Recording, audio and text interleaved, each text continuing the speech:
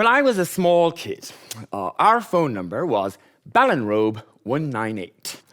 And to make a phone call from Ballinrobe 198, you had to grab a little handle on the side of a Bakelite box that was attached to the phone itself and crank it. The cranking somehow sent a pulse down the line, where it alerted one of the girls working in the exchange at the bottom of High Street.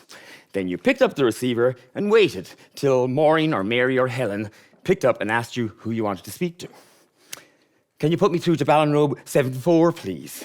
Costello's, is it? Yeah, Costello's. I know Carmel is visiting her mother, so there's no point if it's Carmel you're looking for. It's not. Looking for Vincent. Right so. But then we got an upgrade from the P&T, the Post and Telegraph. An upgrade to a swanky new phone that didn't have a little Bakelite box with a crank handle at all. And all you had to do was pick up the receiver and it automatically alerted Maureen or Mary or Helen down the bottom of High Street that Ballinrobe 198 wanted to place a call. It didn't have any numbers or dials or buttons because Ballinrobe 198 didn't need them because we had Maureen or Mary or Helen. But our granny in Dublin, she had a long string of numbers in her phone number and a phone with a dial. A phone like they had in the movies. It was ivory-colored, glamorous, with a big round dial that clicked out the number as you flicked it around with your fingertip.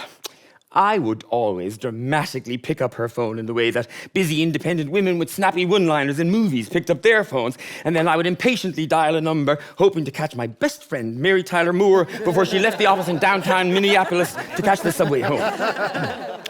Then one day in Ballinrobe, out of the blue, Maureen or Mary or Helen down the bottom of High Street were all killed. Like that, wiped out.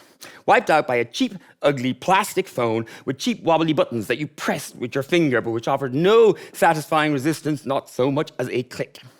The age of digital telephony had arrived, and Ballinrobe Exchange, which had always been overlooked during earlier technological upgrades, found itself right at the top of the upgrade list, which is how Ballinrobe came to be one of the first towns in the whole country to go digital. And also why Ballinrobe 198 got a lot of extra numbers added to it, and why analog Maureen or Mary or Helen were never seen or heard from again. The various simple Bakelite and cheap plastic machines that sat on the table in my parents' hall or on the telephone stand at the bottom of my granny's stairs bear no obvious similarity or relationship in form or function to the sleek, black-mirrored horcruxes that has centered itself in our modern lives, and yet we use the same name for both, a phone. Perhaps we continue to give this neat, tempered singularity of glass and electrons the dully prosaic name phone, because thinking up a new appropriate name for it would require contemplating the awesome power of this gleaming thing we handle so casually. Small enough to sit comfortably in the palm of your hand, yet it is as dense as a black hole, containing as it does all the world's knowledge. There isn't a question it can't answer, not a person it can't reach, a truth it can't fake. It sucks up every detail about you and spews it out in dark, humming, climate-controlled data centers beneath familiar corporate logos in unfamiliar parts of the world. And in return, it shows you all the joy and all the beauty and all the pain and all the horror of the world we live in vivid, hyper-real color and annoying, tinny sound. It shows us things we've always wanted and things we never knew we wanted, and puts them all at our fingertips, just a click and a swipe away. It sucks and pulls our faces into its flickering, hypnotizing glow to the exclusion of all else. It has altered every aspect of our lives in ways mundane and profound, and done so rapidly, we've hardly even talked about it. Nothing has escaped its digital reach, even our intimate lives.